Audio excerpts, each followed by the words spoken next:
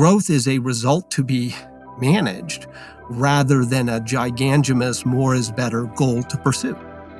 If you get into the idea that growth is the point, you've missed the point. Welcome to the Carey Nieuwhof Leadership Podcast on YouTube. Hey, something special today. I have got an exclusive interview with Jim Collins. It's part of my 10th anniversary for the podcast.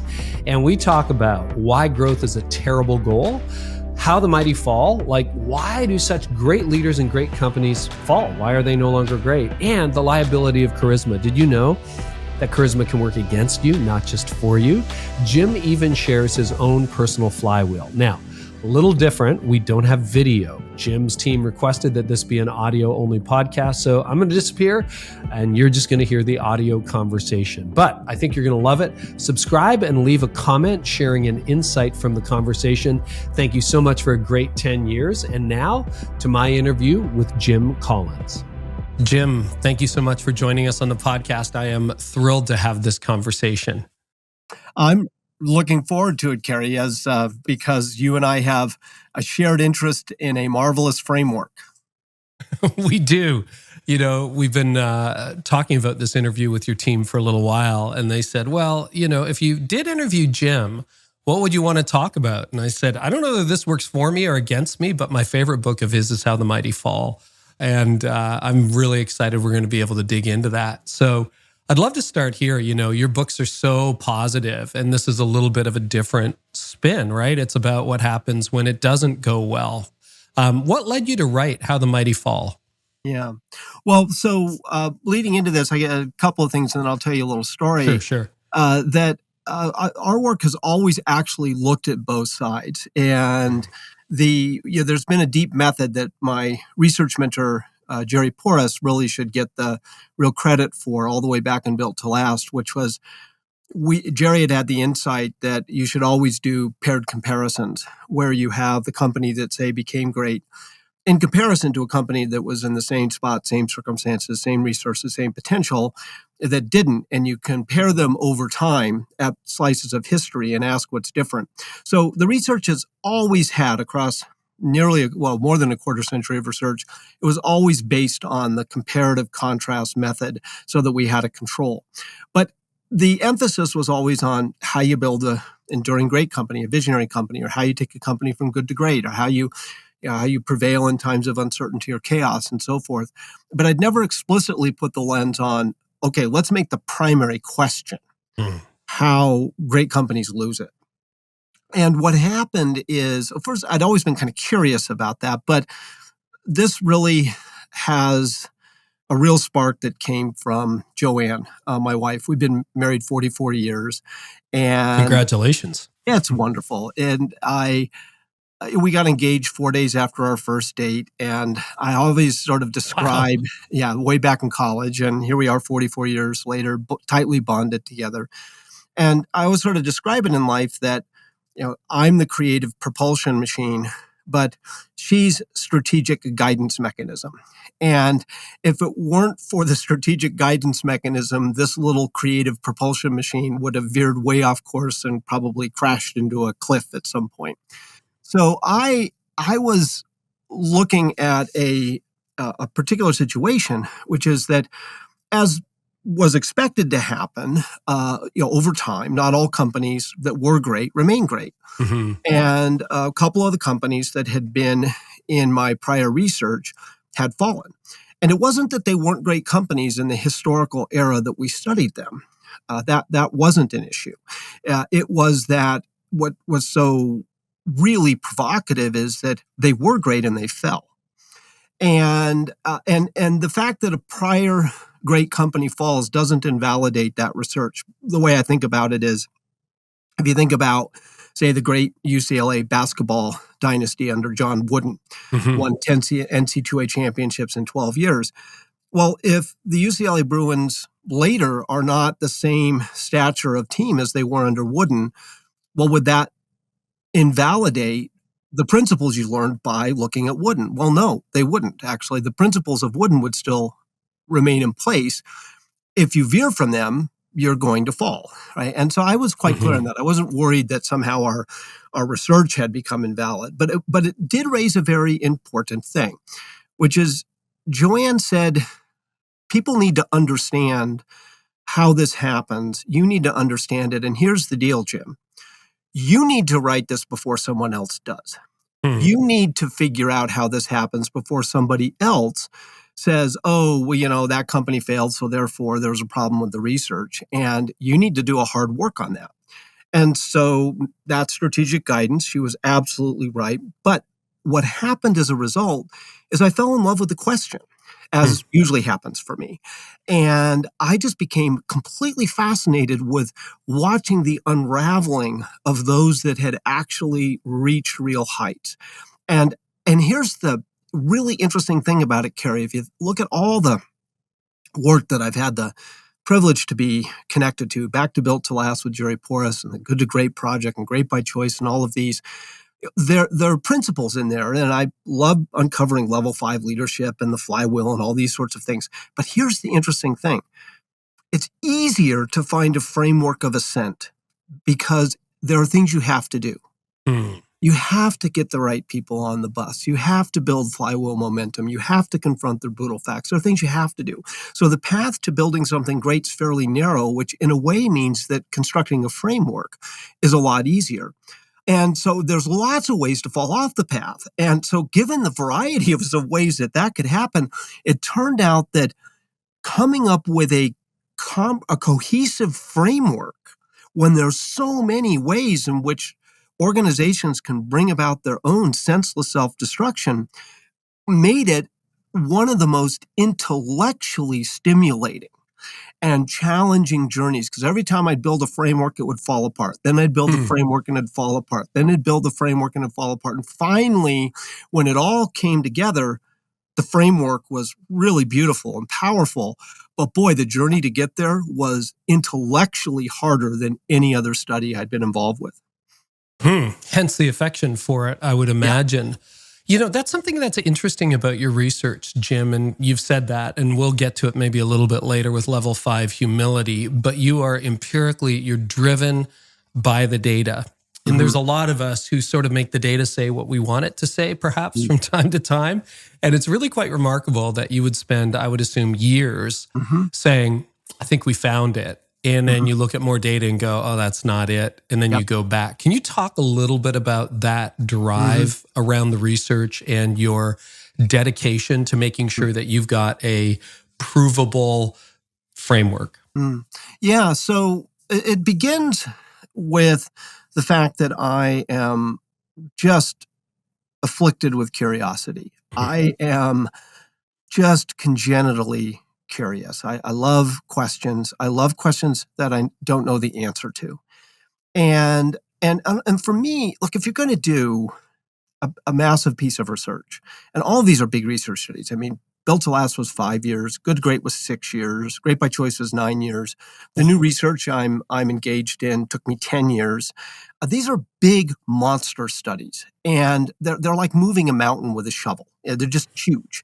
And if all you did at the end of that was to basically reinforce what you thought was true, that would be incredibly depressing. Like, what's the point of moving the mountain if all you do is find what you expect to find?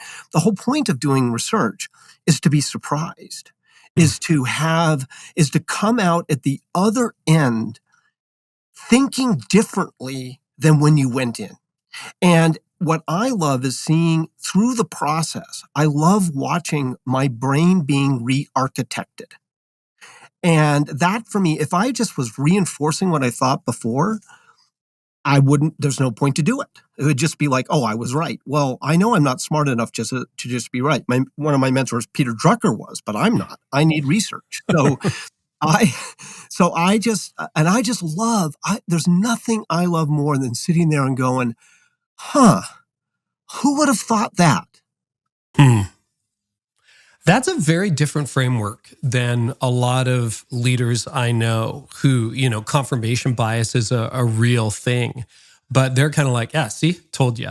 I love this. So I'm curious, do you remember, I'm sure you might, one or two of the framework pieces that fell apart And then part B of the question is, what was the finding when you finally found the 5 stages of fall that really you went, oh, wow. I didn't know that. That really surprised you. Yeah. So a couple things were, I would say one of the biggest, it's actually a great question. I'll think about like what I was trying to rhyme back now to what was most surprising. But one is absolutely that the idea that the basic kind of disease would be a form of complacency, right? And we would tend to think that, well, what happens is that a company becomes successful and then it becomes kind of bloated, and this happens to organizations, and then they become kind of languid and complacent. And I want to be really clear, if you're infected with the disease of complacency, you're also going to fall. That's clear. But what surprised me is that in stage 2 of the framework, it's not about complacency. Only one of the companies I studied did I see much evidence of that, of the ones that fell. It's actually overreaching. It's the undisciplined pursuit of more, is the aggressive pursuit of more growth and more bigger and more this and more that. It was the kind of, it was almost, it was an overdoing it, and an over aggression and an over expansion. And that surprised me, because, the normal view is, people become, successful and complacent and lazy, and then they kind of lose it. Sure. Yeah, that'll happen. That's not the story here. And that was very surprising to me. And I was really trying to figure out what to do with that in the framework. I think the second thing that really surprised me is, as I kind of think through the framework, so many different aspects of it. But one of the other things that really surprised me that I kind of expected, but I thought was so interesting in how prevalent it was, which is that somewhere between stages 2 and 3, in every single case, there's a problematic succession of power. And I had always been, skeptical of putting too much emphasis on the single leader, going all the way back to built to last. I mean, no great company, a great organization can be explained by a single person, because they all eventually go away. And we were building a company.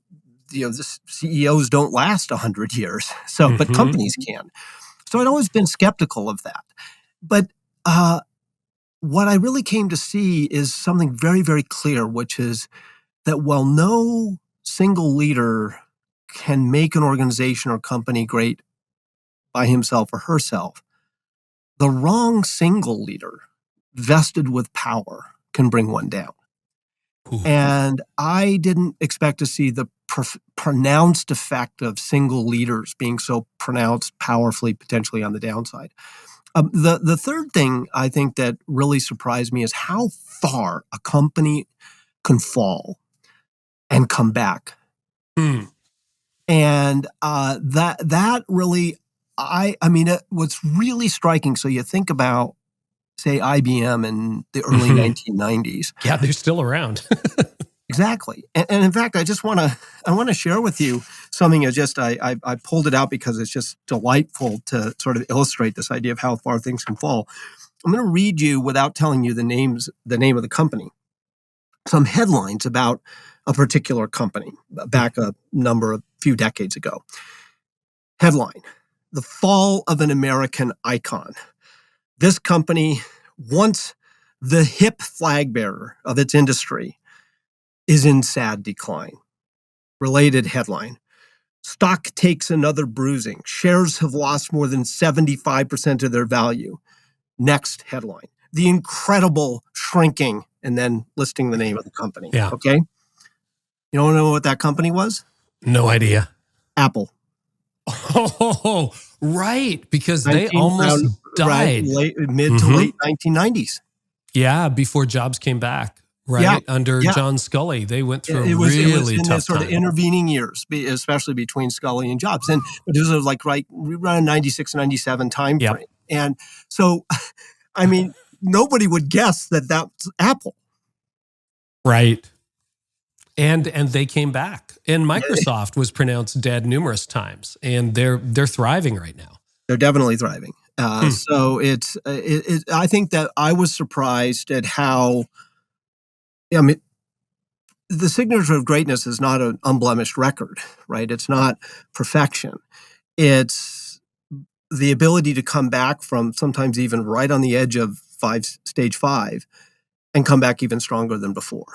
And but I was very surprised about how far they can fall and come back. And that was a uplifting finding, actually, because if the company organization found themselves way late in stage four, to know that there is in fact well-founded hope based on actual historical evidence that it is not inevitable that you go all the way to stage five was a wonderful, wonderful finding. Well, and that's good news for, most of our listeners to this show are church leaders, as you knew when you took the interview. And if you look at the landscape of America, I mean, you've spoken at churches before. You spoke for years at the Global Leadership Summit. I hope you do it again in the future, Jim. And, America is littered, and the West is littered with churches that are in stage five. And we'll go through the stages in just a minute. And church planting is a big thing. Church growth is a big thing, but church revitalization absolutely needs to happen in our lifetime. And hopefully this will be some hope along the way. Just so we can frame people, I realize, not everybody's read the book. Yeah. Do you mind walking through the 5 stages, and then maybe we can break those down little by little? I've got them handy if it's easier for me to do it, or if you've got them, let's go. Let me give a sort of an overview of them, and let me lead into it, first of all, with sort of an overall picture, if you will, and then quickly hit the 5 stages so people have got the context of this. There's a very interesting thing that jumped out when you look across the 5 stages, which is that you don't actually visibly fall where the world and the outside can see that you have fallen until stage 4.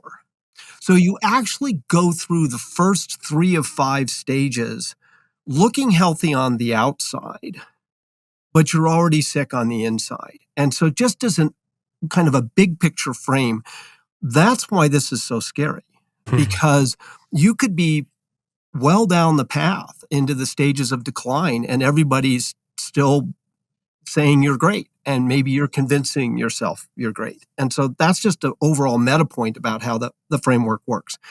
So stage 1 is hubris born of success. And it's not success. There's no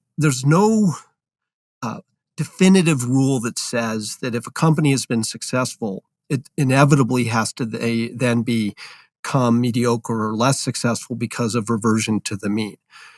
You don't have to revert to other people's means. You might revert to your own. So if you're an 800-meter runner and run a 142 800 meter, and it doesn't mean that, well, because you can do that, you're going to revert to the average of 215 for other runners. I mean, you might revert to your own mean if you had a really good day and then revert to your own mean, right? So there's no basic law that says that if you rise to certain heights, inevitably that one must go down the other side. Think about a company like Walmart today.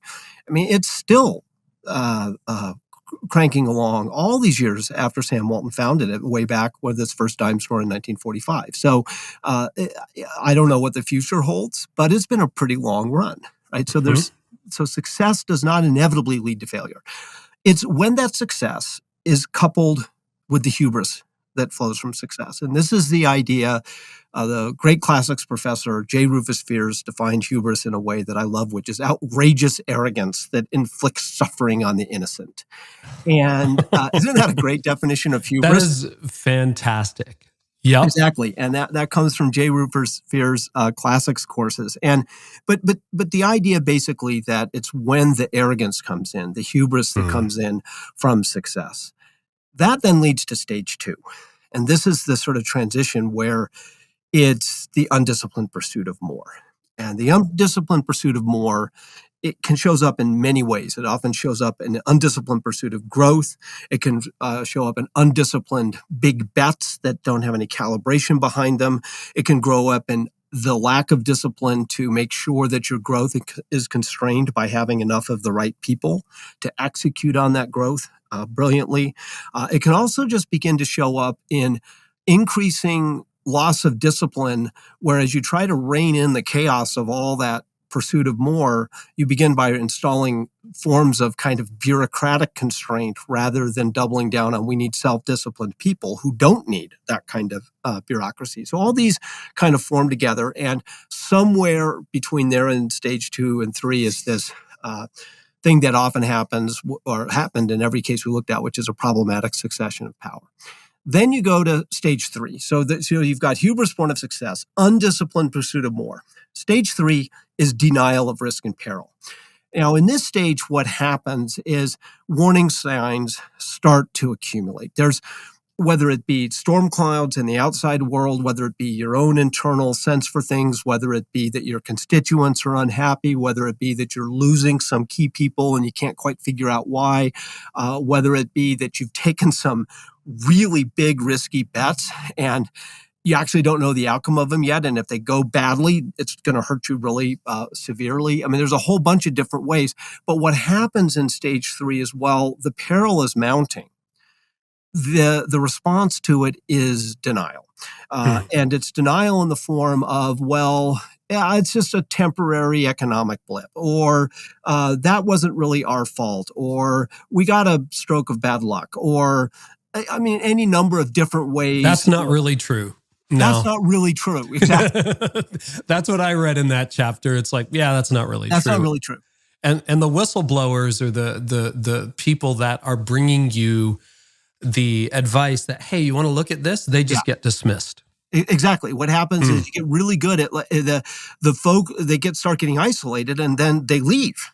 Yeah, many times. So, and then if you don't actually, and then you blame them for leaving rather than saying there's information in that, right? What's the information? So stage 3 is denial of risk and peril. And then you're on the cusp of stage 4 if that lasts long enough. And this is when it all kind of comes home. The risks go badly. The peril becomes something that is a real decline. You're in decline. There's no question about it, whether you're falling in terms of whether it be in a company's case, it's economic conditions, it's market conditions, it could be your membership, whatever it happens to be. But there's no denying anymore that we're falling. But it's not the fall that is stage 4. It is grasping for, and I'll put in parentheses, secular salvation here. So in the church community, we'll call it grasping for secular salvation. And that happens. And what it is it's looking for, you react and overreact with a series of kind of semi-panicky moves.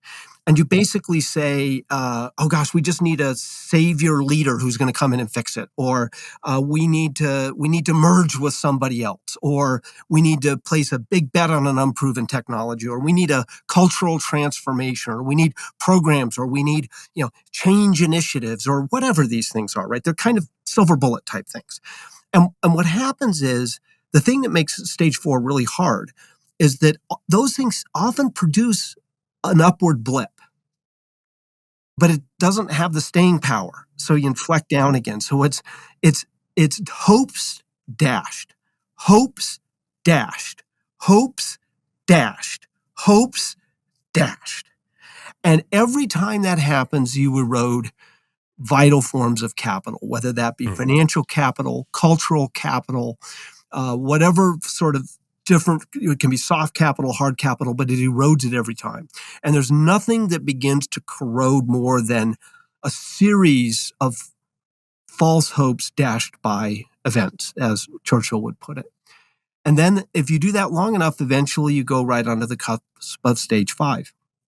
And stage 5 is the one that you never come back from, and that's capitulation to irrelevance or death.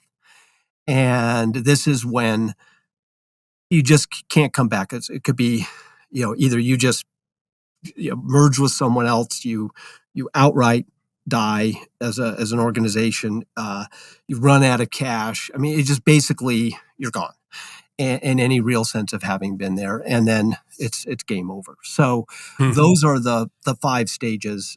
And let me just actually, Carey, now that we've run through them, and you've come at this from the church world, let me just pause for a moment, if you don't mind. I'd be, as I've sort of run through those, and you've read the work, can you share with me how that looks through the church world, right? Because you were drawn to this because of your experience, but as I describe those stages, what have you seen and how does this come to life in the world of churches? So I think people are people, Jim. And one of the things that I think makes this such an important work and why I keep rereading it, by the way, leaders, this is 125 pages. You can read this in an afternoon. It's not. I love the brevity of it and the succinctness of it. So to answer your question, Jim, I think there was a period in my leadership where we were growing so fast and had been at it for about a decade where I think the seeds of stage 1, 2, and 3 were in my leadership. We never ended up grasping for salvation or capitulating to irrelevance or death. We didn't start to decline, but when I read it, it was like a just-in-time medicine. And I think, 4 and 5 are really good for churches that are in decline when you see churches that are like 50 people for 50 years, right? It's like, wow, the writing is on the wall. And that's a biblical reference. Like, what are we going to do? What are we going to do? And so you see that. But we have a lot of growth-minded leaders and leaders who are part of a growing church in the business sphere. They go there on the weekend. They're on the elder board, or we have church planters and people who are revitalizing churches. Listen, and what I find, Jim, is success is intoxicating. I mean, we're learning a lot about the brain over the last 15, 20 years. You get the dopamine hits.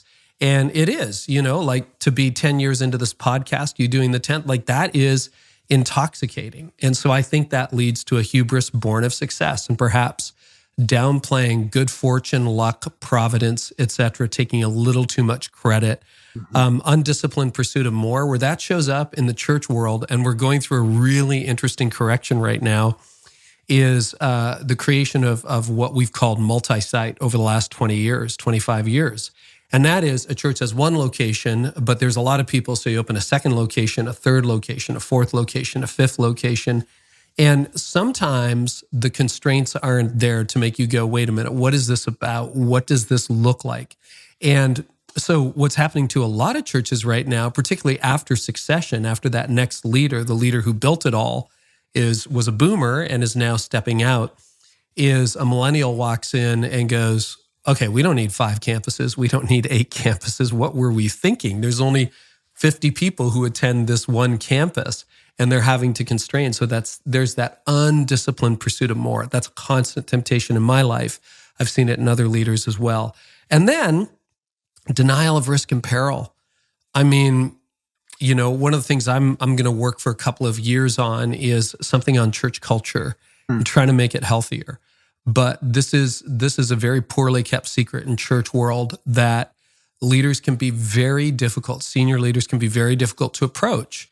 And, and the worst part is, and we talked about this in other episodes on this podcast, is we spiritualize it. So Jim, if you come to me, I'm the lead pastor, you're an elder, or you're, on my staff, and you're like, hey, Carey, I'm just noticing, I don't see momentum like I used to. These people are a little bit upset. I'm like, Jim, don't even worry about it. We're fine, and you keep up that. And then all of a sudden you're disloyal.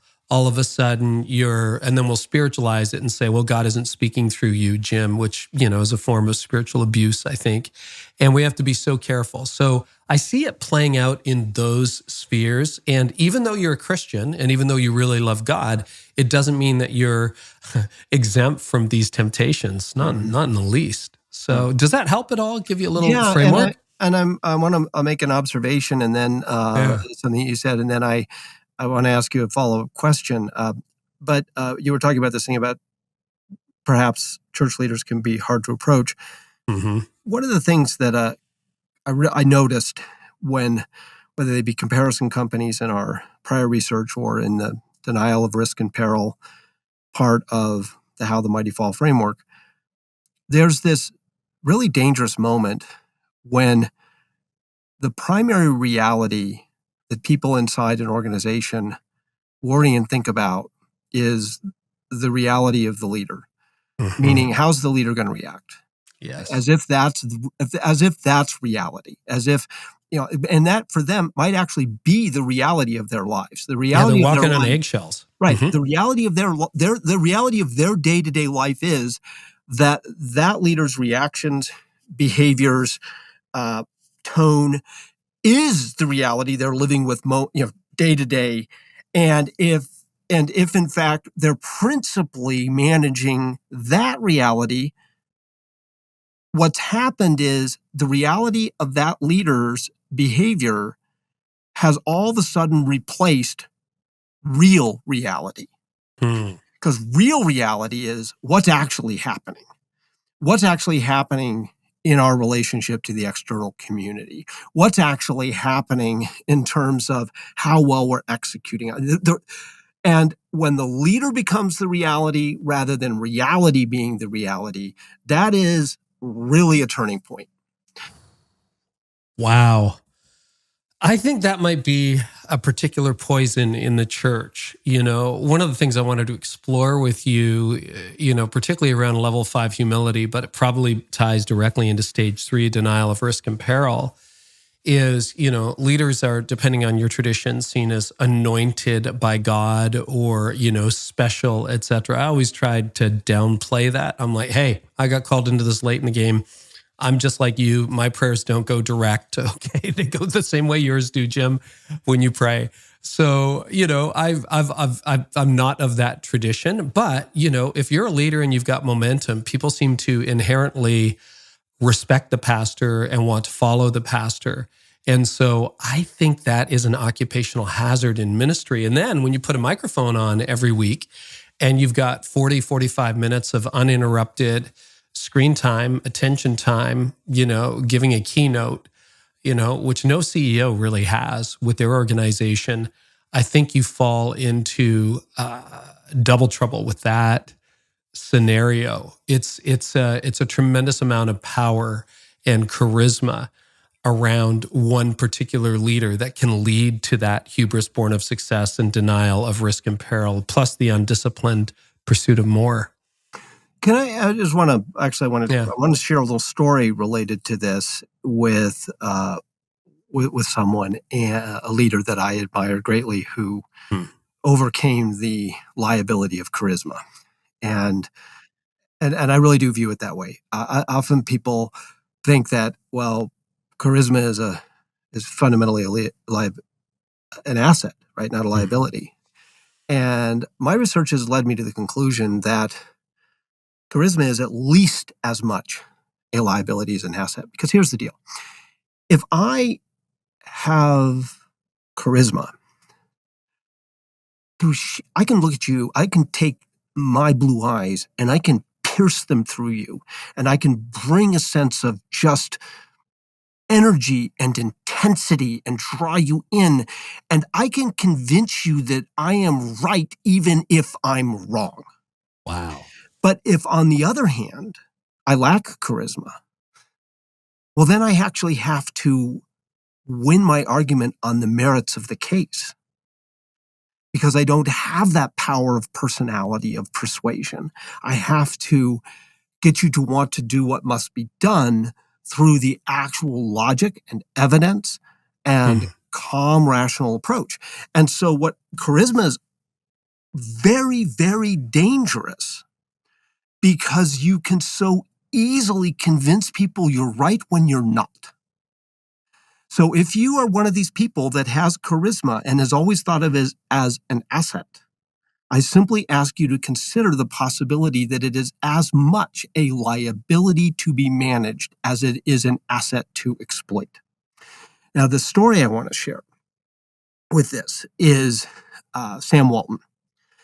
And Sam is one of the great level 5 leaders. We studied him in Built to Last, founded Walmart with a single dime store in the Southeast. And after about 5 years, he had 2 dime stores and just kept building from there. And it was a long, slow process initially of kind of adding a dime store roughly every few years, and eventually got the superstore concept. And then that was 1962, first Walmart, and then began building flywheel momentum from there. And of course, Sam Walton was not unlike many of the people who might lead churches. He had tremendous charisma, and he understood the power of that. He actually would lead something that would be a little less like a business meeting and more like a revival session or something when they would do the Saturday morning meetings, and he would jump up on trucks and get all excited about things. So, but notice a couple of things. The first is that Walmart went well past Sam. And he always wanted that to happen. He never wanted it to be that Walmart would fall after he was there. But he also, all the way along, would always model for his people that there was something to learn from others, and you should never, no matter how successful you are, take that as a validation that you're doing everything right. And there's this story where they would always go visit competitor stores. And they'd, go into the parking lot and count how many cars they are, and they'd go into the store and they'd measure aisles and whatever, right? They're trying to go in. And they went to, I don't remember which chain they went to or what store they went to, but some of his executives came out and they were laughing like, oh, can you believe how bad they did this? And they, how terrible that is and whatever. And Sam said, you go back in that store right now and you come out with a half a dozen or whatever the number was, things that they do better than us, and don't come out until you do. Now, that was Sam Walton, right? He would have never laughed at a competitor. He would have said, I can learn something from them. Deep humility. There's that level 5 humility. Absolutely. And totally. did you spend time, I'm not sure about the timelines, did you spend time personally with Sam? I did not. Okay. So Sam was towards the end of his life when we were doing. I wondered about that. Yeah. Built Last, and I the closest I got to Sam was a wonderful little story though that happened. I was teaching in the executive program at Stanford, and it was folks, CEO executives from around the world, and was doing the research on Built to Last, and I did kind of a preview of what would be in Built to Last. And in the front row, where there was this Brazilian executive, his name is Jorge Paulo Lehmann, who has since become one of the really dear, enduring, great friends of my life. And Jorge Paulo and I got into an argument because I was using Walmart as an example. And I sort of argued, it was sort of saying, this is how you kind of want to think about Walmart. And Jorge Paulo says, hi, I don't really see it that way. And I said, well, we've done the research. And then Jorge Paulo said, well, Sam's a friend of mine. And so, so we ended up becoming dear friends out of this. But he told me this story about how he became friends with Sam Walton and things that happened, which is that they came out of Brazil and they had bought a discount retailing company in Brazil. And they didn't really know much about discount retailing, so they wanted to learn how to do it. And they sent letters to like the retailing CEOs in America, like 10 of them. All but Sam either just declined to say, please come up and we'll be happy to show you how this works, or didn't reply at all. Sam said, sure, come on up. And so Jorge Paulo tells me the story as they fly up from Brazil and they land in Bentonville, Arkansas, and Sam shows up in his truck with his dog Roy and drives him around and they're standing at night doing dishes together and these Brazilian tycoons. But Jorge Paulo said, you know what I realized was after about 2 days, all he did was ask us questions. And I finally realized he invited us up here to learn. That was Sam Walton.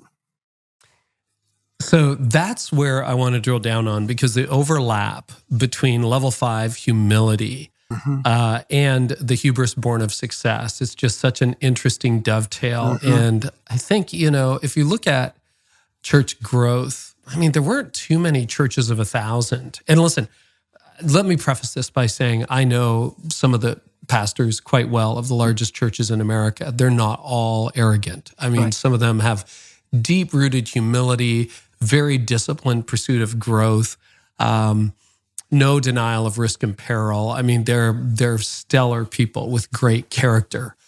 On the other hand, we also have, more than a baker's dozen of leaders who maybe could learn from this. And I'm always checking my internal motivations because I realize, pride goeth before a fall.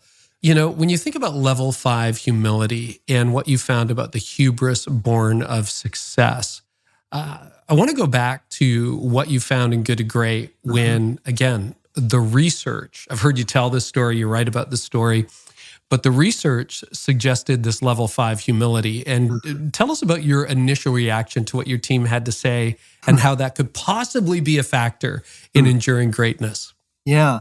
So as I mentioned earlier, I began my journey into all of this in being somewhat skeptical of putting much emphasis on leadership. And it's kind of ironic because in the years since, I've become known as somebody who knows a little bit about leadership, and I even held a 2-year chair at the United States Military Academy at West Point, was the distinguished chair for the study of leadership, funded by the class of 1951. So it just, here I go to one of the world's greatest leadership development institutions in the world to work on the question of leadership, and I had originally started by not even believing in the idea. Can I ask you, why were you skeptical of leadership? What made you think it can't be leadership when you were starting this whole journey? Yeah, I would say that it was more skepticism than it was just saying it couldn't be. But I was very, very skeptical. But I'll tell you why I was very skeptical. I was very skeptical because I have a historical lens in everything that I do. And if you look over a long enough period of time, you cannot explain enduring organizations through a single leader. And I'll never forget the beginning of Built to Last research with Jerry Porras. And we were talking about things, and he just said, I have a question for you, Jim. Who's the visionary leader of 3M? I said, I have no idea. He said, that's kind of the point, don't you think?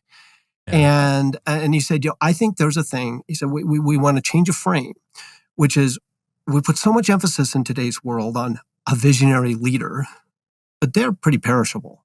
So what if there's such a thing called a visionary organization? And that's what really spawned Built to Last.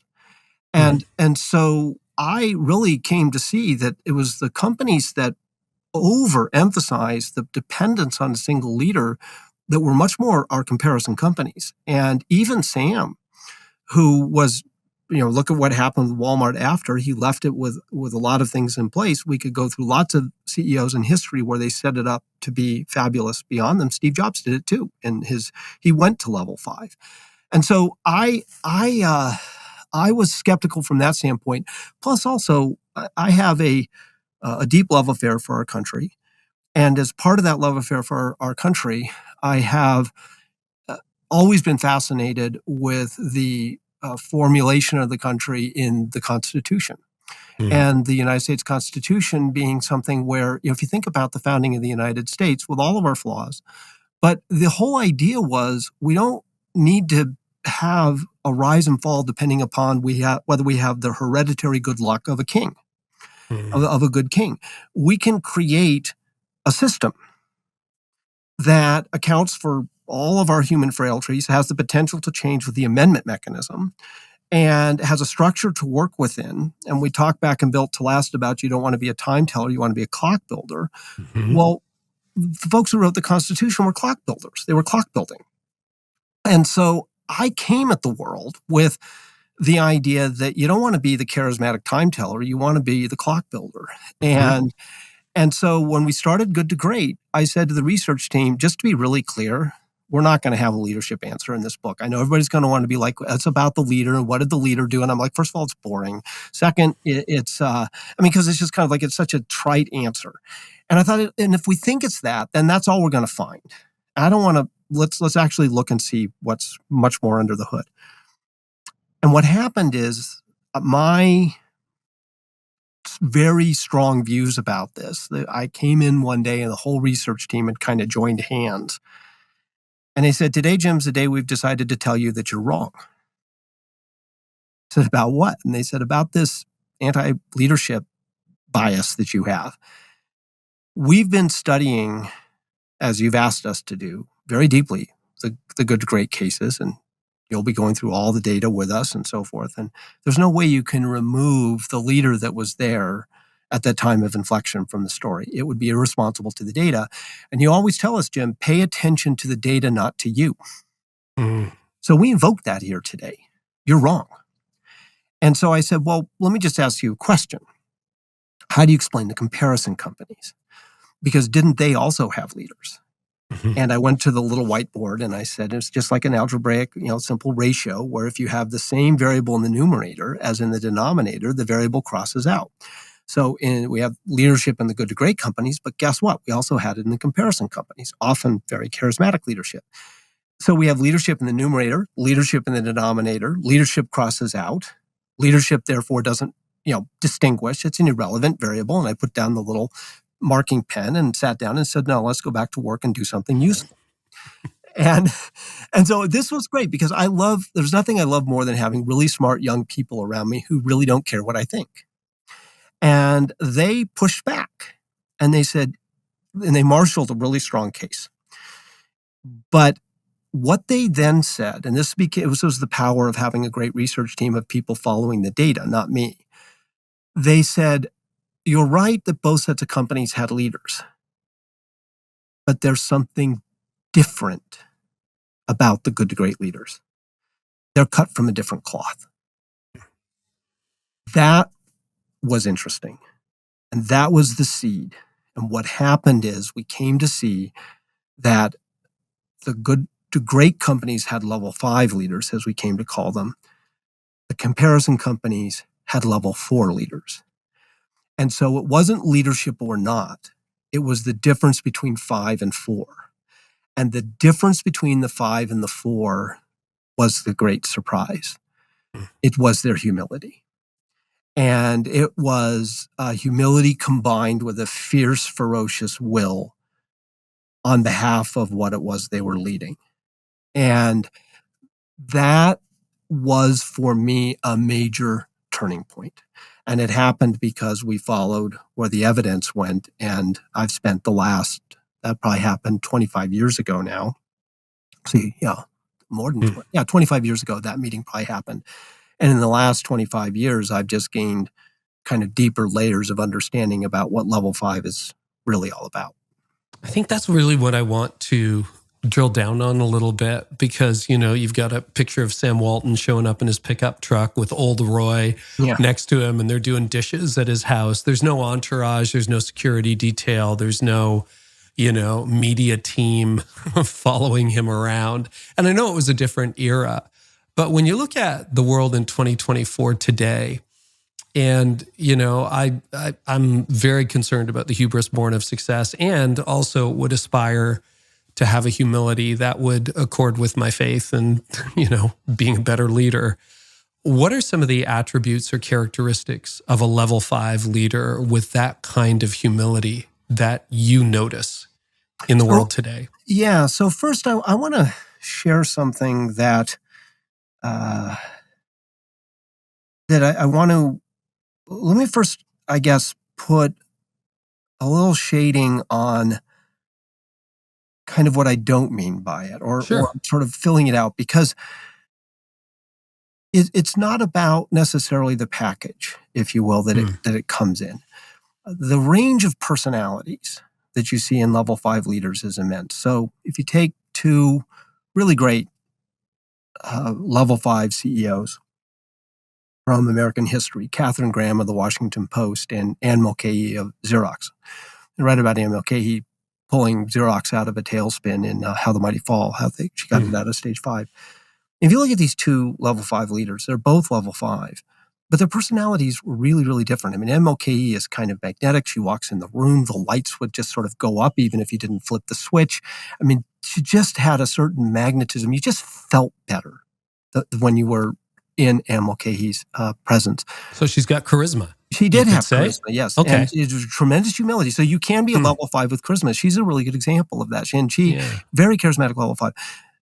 Katharine Graham was much more of a sort of serious character. She had a wonderful laugh and a great sense of humor, but she was much more sort of reserved and almost more patrician, and her kind of whole demeanor would have been very different than Anne Mulcahy's. And Katharine Graham, for example, was much more likely to, say, change people and remove them if they weren't doing well, whereas Anne Mulcahy would tend to really invest in developing people if they weren't doing well. There were different kind of personality approaches to things.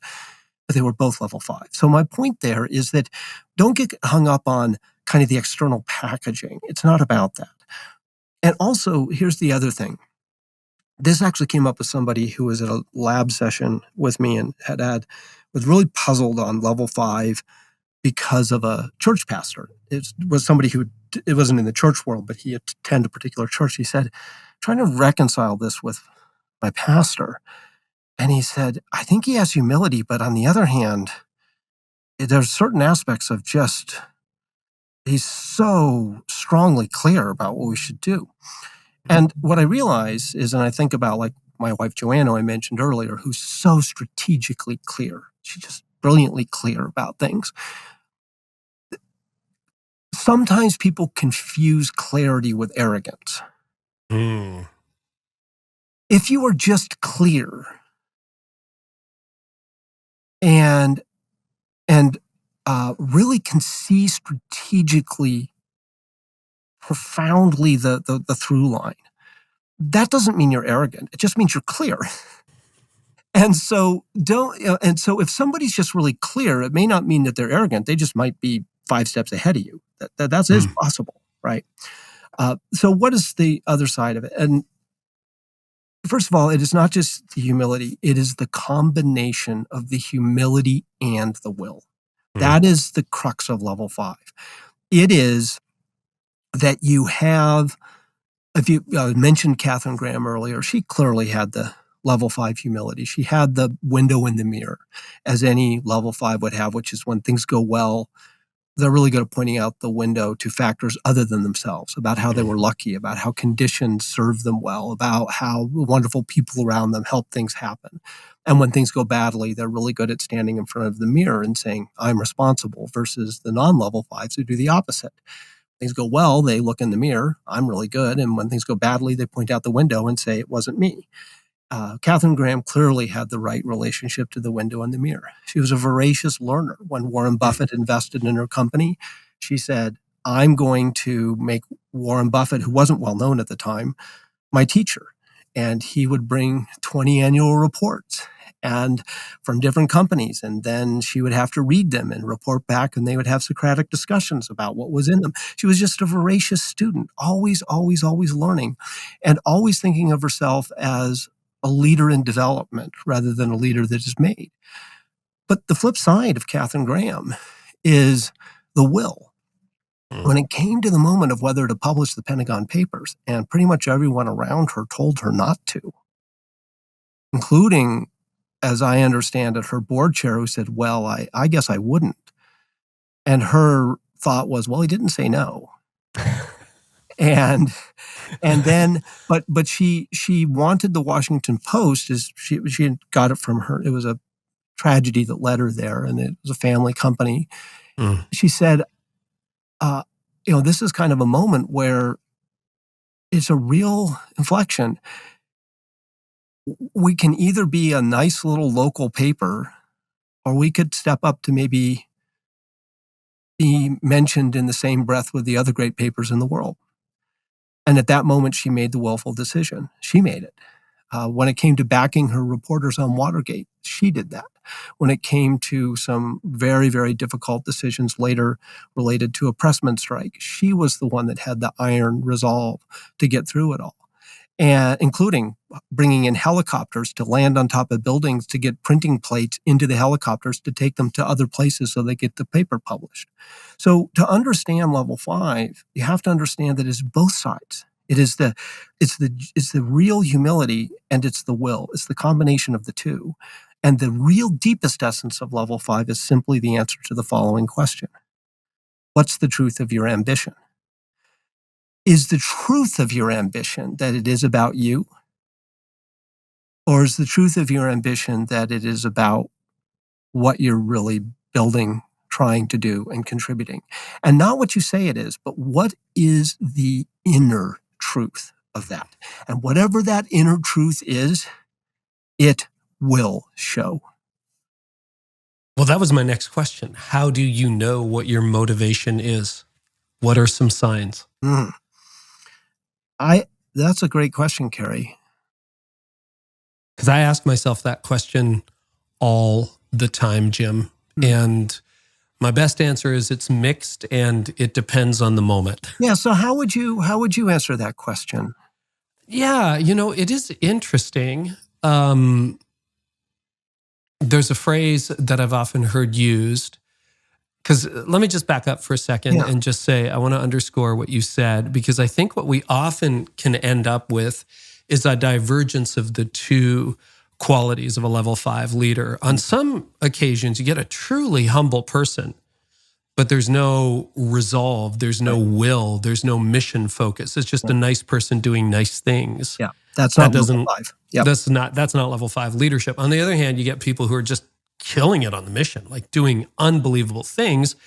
They just don't have a deep personal humility. And it's the fusion of the two that brings level 5. So my mind goes here, Jim, and it's a really great question. Thanks for flipping it back. It's a hard one to answer. I would say, how loosely do I hold things? Is it about the mission? I'll give you a very practical example. I was lead pastor of our church, which we're still a part of. We are part of a small group. We attend there. I'm the founding pastor, which means I'm functionally useless, is what it actually means now, Jim. I handed things over 9 years ago to a great leader who has been doing incredible things. And, that's always an adjustment, right? To be a founder who is still part of the organization. But we've lived in the same community for almost 30 years, I guess, and have lived in 2 houses. And last night, my wife and I were going for dinner, and we drove by the old house. And I'm a little bit OCD. I mean, my lawn, is very neat, and the gardens are kept and everything. And that was true of the old house. But, the people who purchased it, or maybe they've sold it a couple times, I don't know. It's gone to the point where it's degraded quite a bit. And part of me, my friends will say, wow, does that bother you that your old place has sort of gone to pot? And I'm like, I shouldn't have sold it. Then I shouldn't have sold it. I should have owned 2 houses and maintained both of them. You got to hold things loosely. And so I've got a big birthday next year. It's 10th anniversary. I love this. I love the fact that we are having this conversation for the 10th anniversary is a dream come true. On the other hand, if it all disappeared tomorrow, what does that do? I don't know. I think, and I've gone with a few mentors, people who have finished or are finishing well, and asked this question. And I think about my next decade. I think what I want more than success is the freedom and ability to make a contribution. I don't know whether my books, the next book, will sell 1 copy or 100,000 copies, but I want it to be well researched and thought it out enough that if somebody read it, it would be genuinely helpful for what they're doing.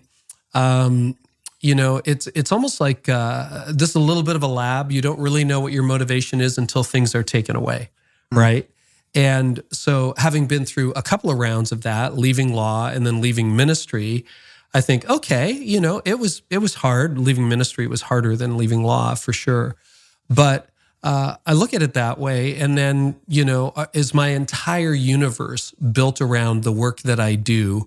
Or do we have friends who are just friends, and hobbies that are just hobbies, and pursuits that are just pursuits? And, the other question I would ask regularly when I was a lead pastor is, because, theoretically we're all Christians, hopefully in practice as well.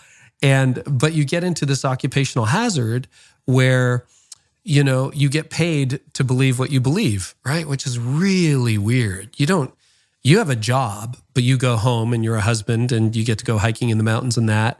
I go home and I'm still a Christian. And I was like, what does that mean?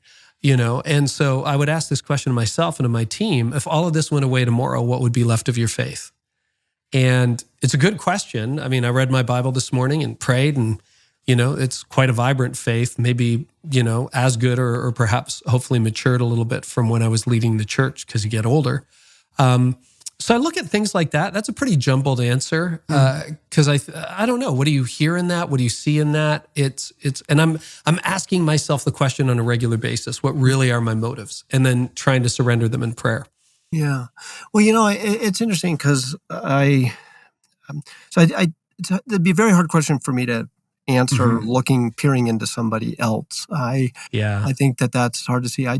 I'm also quite confident that all of us have mixtures of motives, that there's no, and I always sort of think of it as when I was it's a 100-point allocation, if you will, between two buckets. So one I'd call light force motivations, and the other I'd call dark force motivations, right? And dark force motivations are more around, ego motivations, fear motivations, whatever, right? And light force motivations are things like just the sheer absolute, exquisite day-to-day experience of the joy of doing it, for example, just because. And there could be other forms of light force motivations. And I've seen in my own life, the journey has been to shift the point allocation. So I don't ever expect that I will have 100 points in light force motivations. But now I'm 66, which I consider to be mid-career. I think of it as that the point allocations have shifted. And so maybe when you're young, you have more points in the dark force motivations, and the journey becomes kind of reallocating. And I think that is it's not for me anyways, that has not been a light switch, right? That has been a continuous evolutionary journey. And sometimes maybe some points flip back to the other side.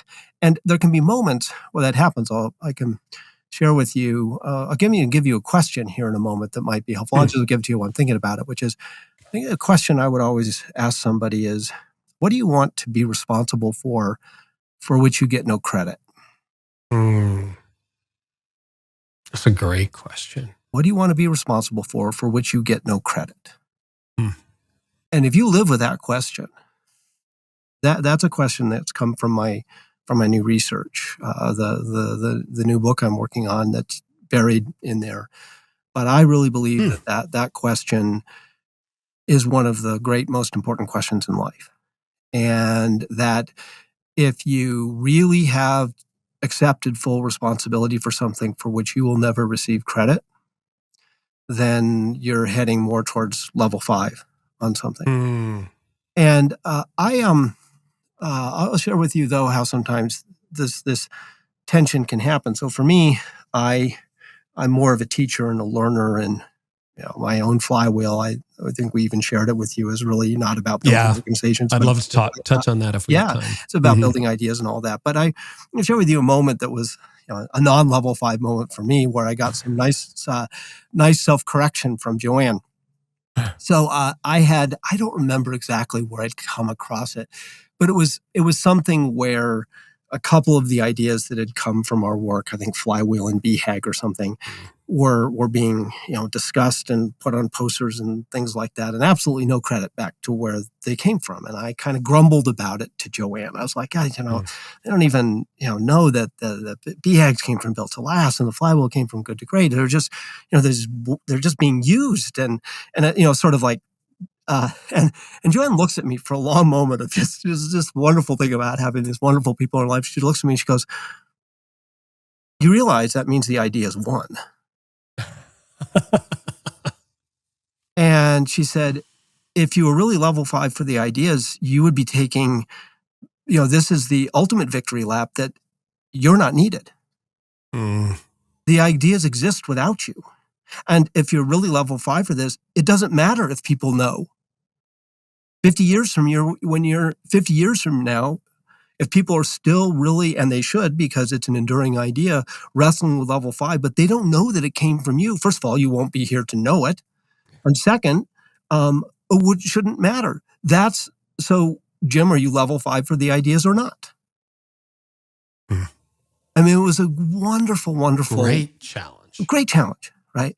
And like I said, I married well, and so but then I find myself, the time that I know I really feel this way is when I get to the stage of like where I am right now with this new, after 10 years of work, book I'm working on, and I call it the not allowed to die stage. And that's when I feel such a sense of responsibility to complete the work, because it must exist. And I'm the conduit. It must exist. I feel that it needs to be out there. That my feeling is I'm not allowed to die because it has to get done. Wow. But then it would be okay. I mean, it wouldn't be okay. I mean, the first thing that goes through my mind is Joanne, right? If something happens, but from the standpoint of the work, after that I could die. because it got out of you and you were done your assignment. I've done my assignment. And I know that I feel really motivated for the work itself when I enter the not allowed to die stage. And it can take a long time to get there, but when you're there, it's like, no, I have a responsibility and I have to get to the end. That is very challenging and really interesting. I mean, I turned 60 next year. You're 66. Oh, you're so young. Yes, I love the fact that you call this mid-career. If we get a chance, I want to explore that a little more. Can you repeat the question that you asked earlier? Yeah. The what one do you about want credit? to be responsible for which you will get no credit? Yeah. So 2 summers ago, I went through a bit of a second calling in ministry and really spent a lot of time reflecting, talking with friends, praying about it in my own tradition, and kind of came up with the mission that would motivate me for the indefinite future. And I talked to Seth Godin about it. He was very generous with his time because he asked this question on Tim Ferriss's show, which you've been on, where he said, what would you do if you knew that you would fail? Because usually the question is, what would you do if you knew you wouldn't fail, right? The question is, what would you do if you knew you would fail? In other words, you hit 80 and you're like, wow, that was a bust, but it was worth it. In other words, you don't regret it. And so for me, it's to help reverse the decline in the church. That's it for me. It's like we gotta just help with that project. And if I got no credit for that, but I'm responsible for it, I think that's okay. Yeah, that's exactly that. And that is I had a dear friend who became the chair of the board of trustees of one of the great universities in the world. And he asked me what guidance I would give. I said, I don't know anything about being a chair, so I don't really have any direct guidance. I just have a question for you, though. I would just ask you that over the course of your tenure, that you answer that question. What's one thing you want to take responsibility for as chair that you will never get credit for, but that you know that when it's done, it was important and that it would not have happened if you were not there? It's a great question. Well, that's level 5 humility. There's a couple of things I do want to touch on in our remaining time. Can we talk a little bit about the undisciplined pursuit of more? Yeah. I think this is a quote from you. Growth is not a goal. Nope. That owns a lot of leaders. When you say that clearly, can you explain why growth is a bad goal? Well, so, and I want to ask you about this in the world of churches, because growth would be defined very differently than in a company. But when you really look at how great companies get built, growth is a residual outcome of building a great flywheel. And that when you really look at how a great organization happens, there's a series of things. They have level 5s and they get the right people on the bus and they get really clear about what they can distinctively do better than anyone else. And they begin to make really good decisions that fit with that, more of what fits what we call the hedgehog and what doesn't fit. And they compound that over time and they get this flywheel effect, like get a huge, heavy flywheel that begins to compound momentum. And that flywheel begins to build turn upon turn upon turn to the point of breakthrough and beyond. Boom, flywheel, flywheel, flywheel, compounding effect. And if you do that really well, and if you get your flywheel really right, if you really get that flywheel crystal clear and turn it with great discipline and intensity and imagination, the result of that will be likely that you're going to die of indigestion of too much opportunity for growth than starvation for too little. And so the result of that then means that growth is a result to be managed rather than a gigantomous more is better goal to pursue. Right. If you get into the idea that growth is the point, you've missed the point. How does that play out? What are some examples? And feel free to use some from the corporate world of companies, because you've got, we mentioned Walmart a lot, but one of the graphs and this is interesting. I barely remember Ames. I think I remember Ames, but they were neck and neck with Walmart for years. And then all of a sudden they capitulated to death and irrelevance, and Walmart took off to become what we know. I don't know that it's a factor for Ames, but other companies where maybe the undisciplined pursuit of more got the best of them.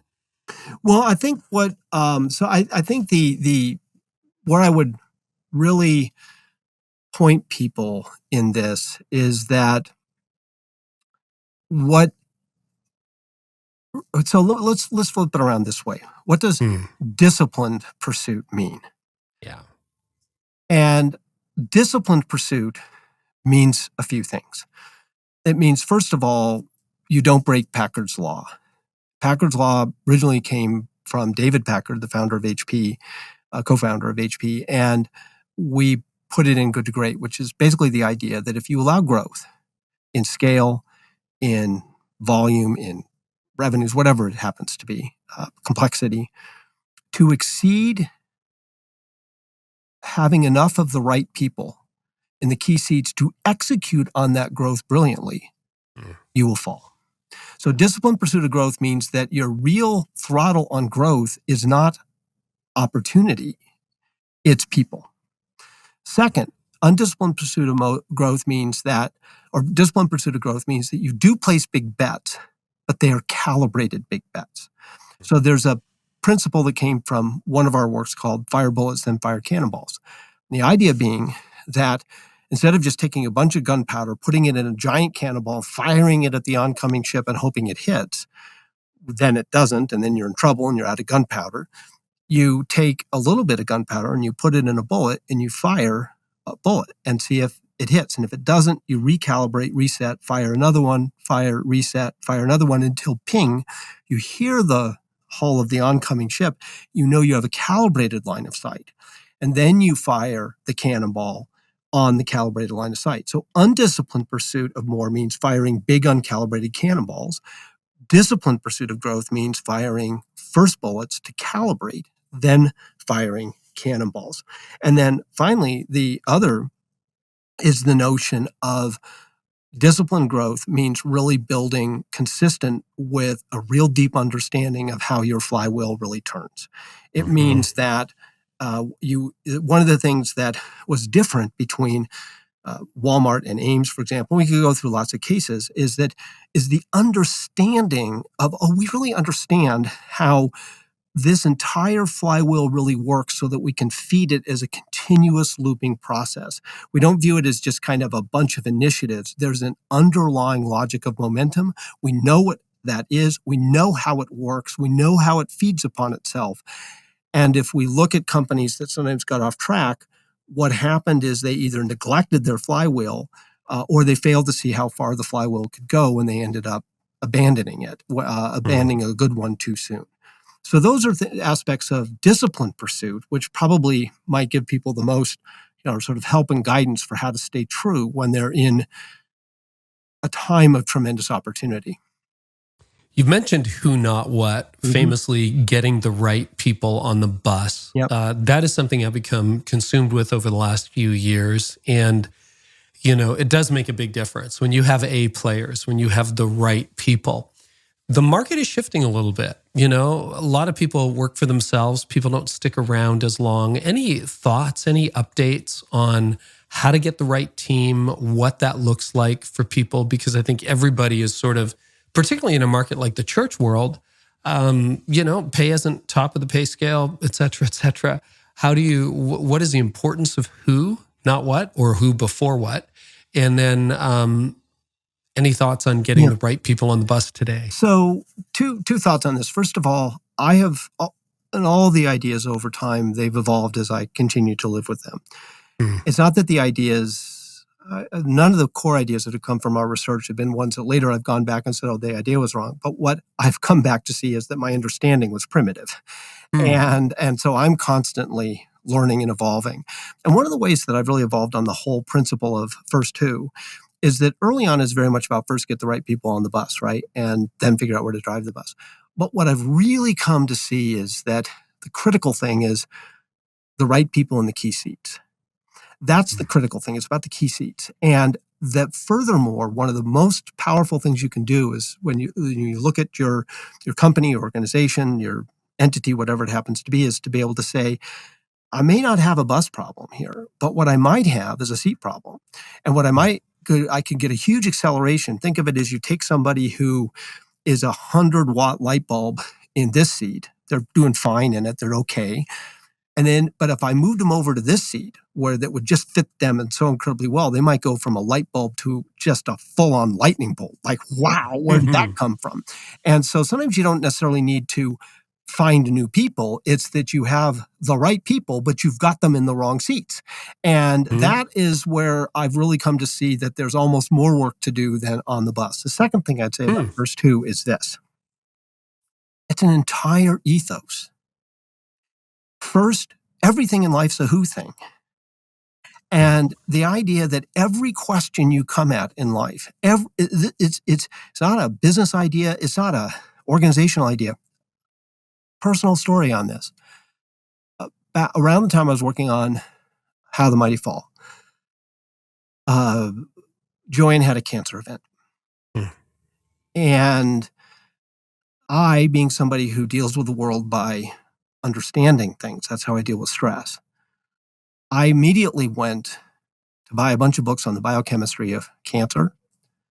I started understanding how mutations work, and I was learning about oncogenes and proto-oncogenes, and I was learning about mobile genetic elements, and I was learning about the different sorts of ways in which things move through stages of necrosis and all gradation and all these different sorts of things, and as if somehow this is going to be helpful, right? And one day Joanne comes in and looks at me and she says, "Why don't you read your own book? There's a chapter in there which is first 2. And if you really want to be helpful to me, why are you spending any time on the what? The question here is not, right, what's the diagnosis, what's the treatment, what's the schedule, any of that. If you really want to be helpful, Jim, help me get the right who. The question is, who is the oncologist? Who is the radiologist? Who is the surgeon? If you help me get the right who's, we're going to get the best what. So read your own book." I share that story because that's not about hiring people. That's not about all the kind of normal kind of stuff that we think about just this whole thing of talent, et cetera. It's just in any situation, do you take a what frame or do you take a who frame? In every single part of life, what frame or who frame. And what first who is all about is it's first who. Life is first who.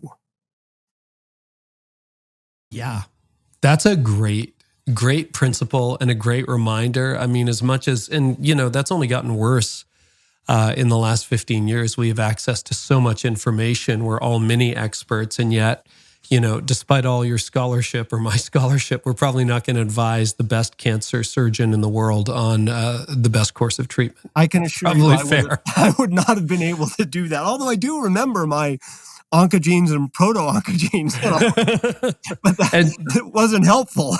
Joanne's well today. Yeah, she is. She? Yeah, absolutely. That's fantastic. It really is. And so we have a few more minutes. What would you like to... I'd love to ask about your personal flywheel. That was wonderful. Your team sent it along. Yeah. And also maybe a question on your hyper-discipline. You have been, this has been a year in the making, in the research cave, working on this new book. 10 years in the making. Yeah. Okay. Yeah. And the interview, we've been, quietly back and forth for about a year to get it all set up and everything. And again, so grateful. But I love your flywheel, and I hadn't seen that in print. It's a fantastic book, Turning the Flywheel, which, by the way, summarizes a lot of your work. Yeah. And so I've had a shot at my personal flywheel, but would love for you to dissect yours. So the idea behind a flywheel is that whether it be an organization or whether it be any other kind of, a company or any other kind of organization, is that it's not a series of steps drawn as a circle. That's not a flywheel. Flywheel is that if you do A, then you can't help but do B. And if you do B, you can't help but do C. And if you do C, you can't help but do D, all the way back around to the top of the flywheel. And then what it is that it's an underlying logic of momentum that feeds upon itself because each part drives into the next part, drives into the next part around back to the top of the flywheel. That's the power of a great flywheel. And a great flywheel also has these sort of components to it that allow sort of one side to be what the flywheel does in the world, if you will, or kind of how you operationalize what you're doing creatively, and then how it comes back around to where you can fuel it, right, if you will. So mine has a similar flavor, but I'm an individual, not a company, but this is essentially the flywheel that has driven me since I first went off and started teaching at Stanford when I was 30 years old and started my research with Jerry Porras, which then led to Built Alaska, to Great, How the Mighty Fall, Great by Choice, the new research, et cetera. The top of the flywheel is the core for me, which is follow my curiosity, find the next big question. That's where it all begins. It always begins with a question I don't know the answer to. If I have a question I'm really curious about, and it's a big enough question, well, then I can't help but conduct research and study and learn. If I really want to understand how organizations fall, I can't just write it down. I can't help but want to conduct research, to study, and to learn everything I can about it. And if I do that and I get deep into it and the things I've got all this information, well, then the next stage in the flywheel is I can't help.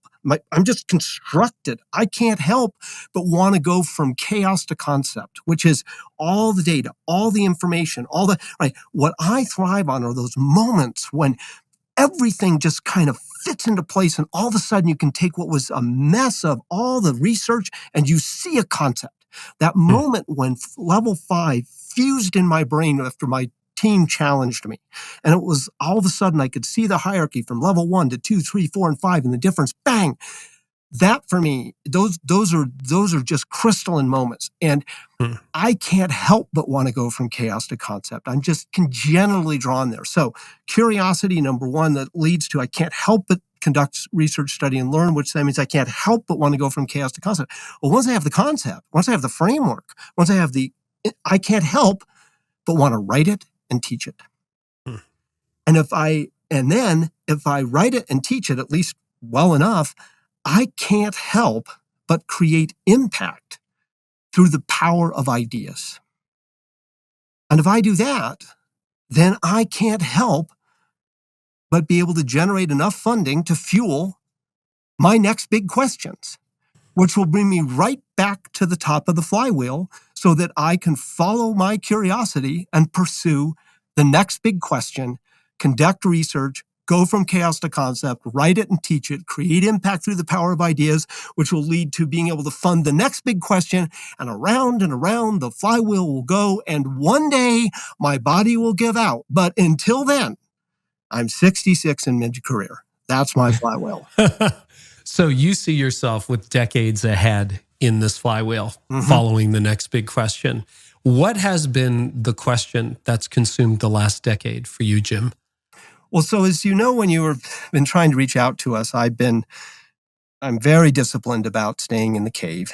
And extremely. Very, yes. It's interesting with that. It's one of the things I've really tried to manage with the right tone, which is why I have such wonderful people like Mel, who you've met, and people on my team, which is that I'm just enormously clear about how to deploy myself. And clarity can be confused with arrogance. I really hope it's not arrogance coming through. It's more just I'm really clear. There's only so much time I have. And so therefore and this flywheel is what I have to do, right? So if I agree to too many things, then I'm not going to be able to do the research and the thinking and the deepness of it. There was a great computer science professor named Don Knuth, and he had this, I think it was an auto reply on an email, but basically essentially was like there's some people's responsibility in life to stay on top of things. And for a few of us, our responsibility is to get to the bottom of things. And I'm in the second category. That's my responsibility. Wow. And so I So you've gotten lots of hopefully very, very friendly and gracious no's. Oh, your team's amazing. They They are are amazing. so kind. Yeah. And I respect it. I know that was your discipline, Yeah. but you really stick to it. Some people say, I'm not available, but then, suddenly they break it. So it's Well, interesting. Yeah. There's a little mercurial in this, but it is, I track my creative hours every day, and they have to always be above 1,000 for any 365-day period. And the rule for myself is, I will be above 1,000 creative hours for every 365-day cycle for every single day, meaning today is July 3rd to the last July 3rd, and whatever the day is, for 50 consecutive years. Very simple rule. I can never miss. So in order to hold to that, I have to be very disciplined in what I say yes to, and very hopefully kind and gracious in what we decline. I was trying not to duplicate material. Is this the system you talked about in the Tim Ferriss episode a few years ago? Yeah, exactly. Still following it? Oh, yeah. I mean, absolutely, consistently every single night before I go to sleep. The spreadsheet gets filled out with what was in the day, what was the quality of the day on a +2 to -2 scale, and how many creative hours did I get? And then it runs a bunch of numbers looking back. And I've been doing that for many, many, many years. And I will continue to do it. The numbers are posted right behind me on the wall, so I always know what they are. So I won't go in much detail about what I've been working on, but the essence of what's consumed me is coming up on 55 or so. I knew that my work on what makes great companies and great organizations tick was reaching a point where I was satisfying my curiosity. The map of concepts were coming together.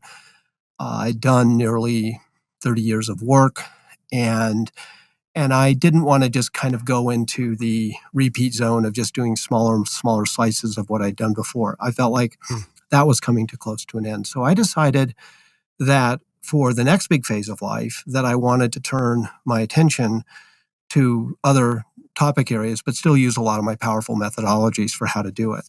And so starting about a decade ago, I began a project on what is, I think, the most fascinating topic of all, which is people and their lives. And this study that I'm finishing up the writing on now is the first where I don't use companies or organizations as the unit of analysis, but the entire arc of lives. These are some very exceptional and remarkable lives.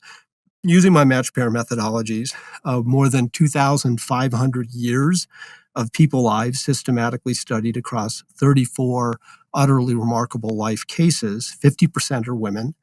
And they come from many walks of life: musicians, actors, scientists, writers, athletes, aviators, people from political leadership, business leadership, cause leadership, social activism, parenting, people from law, medicine, military, global affairs, architecture, fashion design. I mean, it is all over the map. We have somebody from the faith community.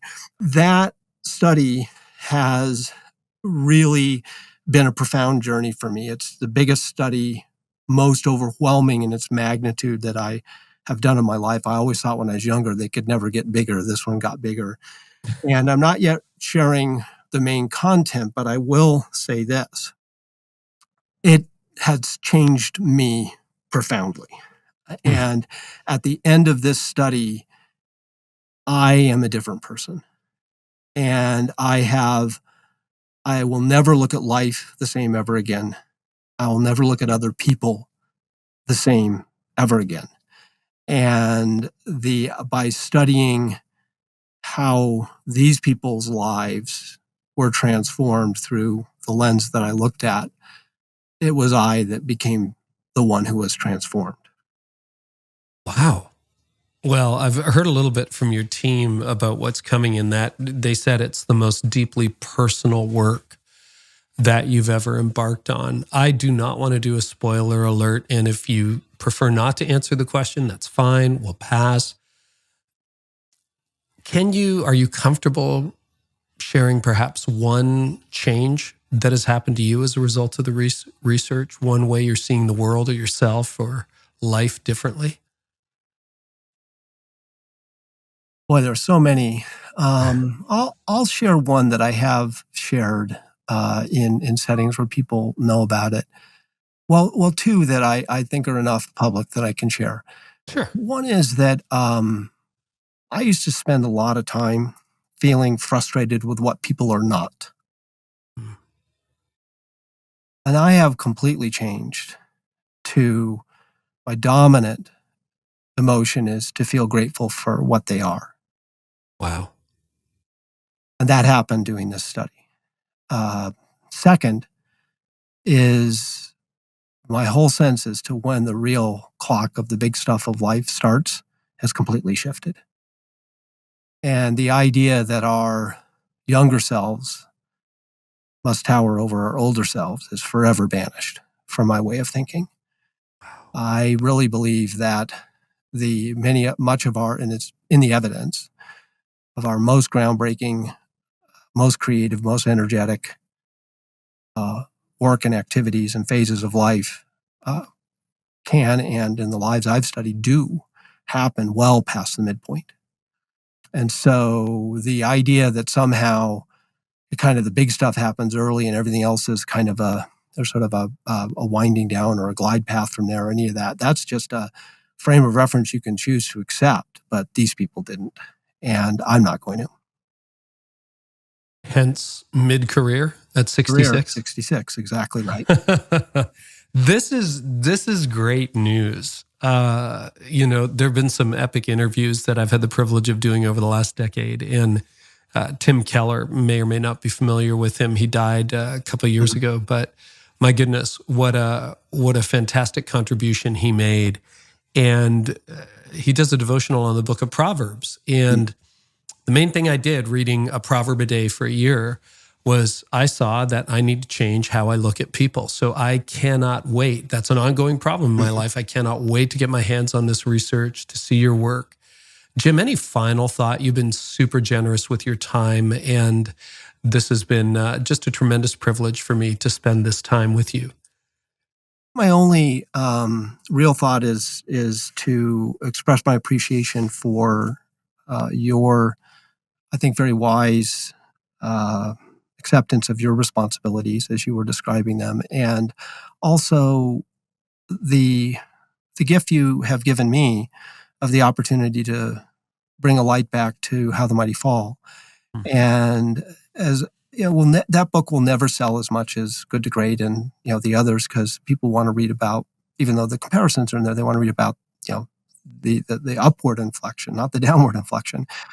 But the truth is that life has plenty of opportunity for both, and you're actually kind of in the emergence of the podcast era, the first person that's actually reached out and said, I really want to put a light on How the Mighty Fall. And that's a work I really feel has deep human power in it.